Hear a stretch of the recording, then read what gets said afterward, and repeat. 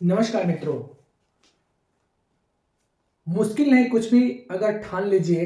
कौन कहता है कि आसमां में सुराग नहीं होता? कौन कहता है कि आसमां में सुराग नहीं होता?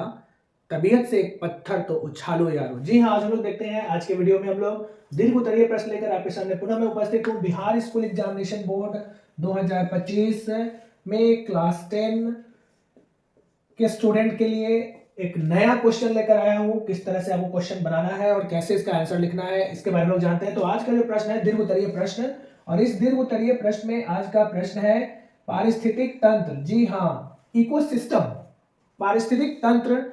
बहुत ही महत्वपूर्ण प्रश्न है कि संरचना का संक्षिप्त वर्णन करें। पारिस्थितिक तंत्र की संरचना का संक्षिप्त वर्णन करें, इसके बारे में आज हम लोग जानते हैं। तो देखिए उत्तर हम कैसे लिखेंगे। पारिस्थितिक तंत्र यानी इकोसिस्टम की संरचना, यह जीव मंडल की संरचनात्मक एवं कार्यात्मक इकाई है। इकोसिस्टम की बात की जाए तो जीव मंडल, जो वायुमंडल है, उसके यह संरचनात्मक एवं कार्यात्मक इकाई है। यहीं से जीव जंतु एवं वनस्पति, इसके साथ ही परस्पर जैव और अजैव घटक का आपस में संबंध होता है। तो यहां लिखेंगे यह जीव मंडल की संरचनात्मक एवं कार्यात्मक इकाई है। यह ऊर्जा के लिए पूर्ण रूप से सूर्य पर निर्भर रहता है। पारिस्थितिक तंत्र जो हो गया वह ऊर्जा के लिए, एनर्जी के लिए पूर्ण रूप से सूर्य पर निर्भर होता है। पारिस्थितिक तंत्र के मुख्य दो घटक या अवयव हैं। पारिस्थितिक तंत्र के मुख्यतः दो घटक हैं और इसे मिलाकर के इकोसिस्टम बनता है। तो यहाँ पे देखते हैं पहला क्या हो गया। एक नंबर में हो गया अजैव घटक और दूसरा हो गया जैव घटक। यह दोनों आपस में मिलकर के पारिस्थितिक तंत्र का निर्माण करती है। अब आगे देखिए कि इन दोनों से मिलकर पारिस्थितिक तंत्र का निर्माण होता है।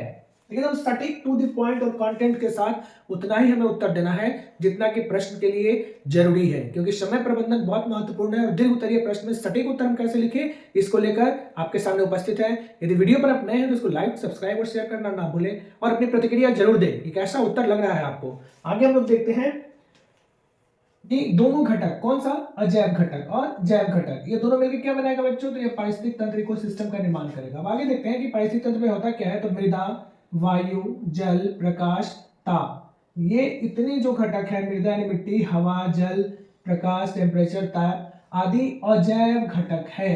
ए बायोटिक जो जितने भी थिंग्स है उसको बोलते हैं मृदा, मिट्टी, वायु, जल, प्रकाश और ताप, ये अजैव घटक कहलाते हैं। एक बार में याद करिए, हरे पौधे, ग्रीन प्लांट्स, मनुष्य, अन्य जीव जंतु, जितने भी जीव जंतु हो गए उन सभी सजीव प्राणी, ऑल लिविंग थिंग्स, ये सभी क्या कहलाएंगे, ये सब बायोटिक थिंग्स होंगे, यानी कि ये सभी जैव घटक है। तो दो चीजें हमें यहाँ पे समझ में आया कि पारिस्थितिक तंत्र का निर्माण होता है जैव घटक से और अजैव घटक से। तो अजैव घटक में कौन कौन से श्रेणी में कौन कौन से आते हैं, तो अजैव घटक में आ गया मृदा, वायु, जल, प्रकाश एवं ताप, ये सभी हो गए अजैव घटक। जबकि जैव घटक की बात की जाए तो जितने भी बायोम, जीव जंतु हो गए, जैसे मनुष्य हो गए, पेड़ पौधे हो गए, अन्य जीव जंतु एवं सजीव प्राणी, सभी जैव घटक हो गए। अब आगे लिखेंगे, किसी क्षेत्र के अजैव एवं जैव घटकों में लगातार पारिस्थितिक क्रिया होती है। मतलब ये दोनों आपस में डिपेंडेंट है। सजीव जगत के जो भी प्राणी है और ये जैव घटक और अजैव घटक, तो किसी भी क्षेत्र में, निश्चित भूभाग क्षेत्र में अजैव घटक और जैव घटक दोनों लगातार पारिस्थितिक क्रिया करती है, परस्पर संबंध होता है। और इससे क्या होगा, अस्तित्व के लिए दोनों एक दूसरे पर निर्भर करते हैं, यानी एक दूसरे पर वह अन्योन्याश्रय का संबंध बनाते हैं। एक दूसरे के बिना जैव और अजैव घटक का संभावना नहीं बन पाएगा, संभावना नहीं है, दोनों एक दूसरे पर निर्भर करते हैं। आगे लिखेंगे, विभिन्न प्रकार के छोटे एवं बड़े पेड़ पौधा, मतलब जितने भी स्मॉल प्लांट्स हो गए या फिर ट्री हो गए, पेड़ पौधा, एवं आसपास के क्षेत्र वाले, मतलब कि लोकल, जहां जिस पारिस्थितिक तंत्र का निर्माण हो रहा है वहां के आसपास के पारिस्थितिक तंत्र जीवों के बीच पारस्परिक क्रिया करती है, यानी उसके अनुकूल वातावरण उपलब्ध कराती है जिससे कि पारिस्थितिक तंत्र का निर्माण हो सके।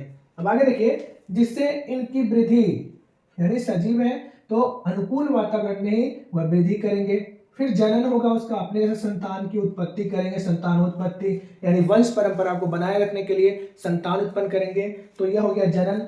एवं अन्य जैविक क्रियाएं, जो भी जैविक क्रिया होती है सभी पारिस्थितिक तंत्र से प्रभावित होती है।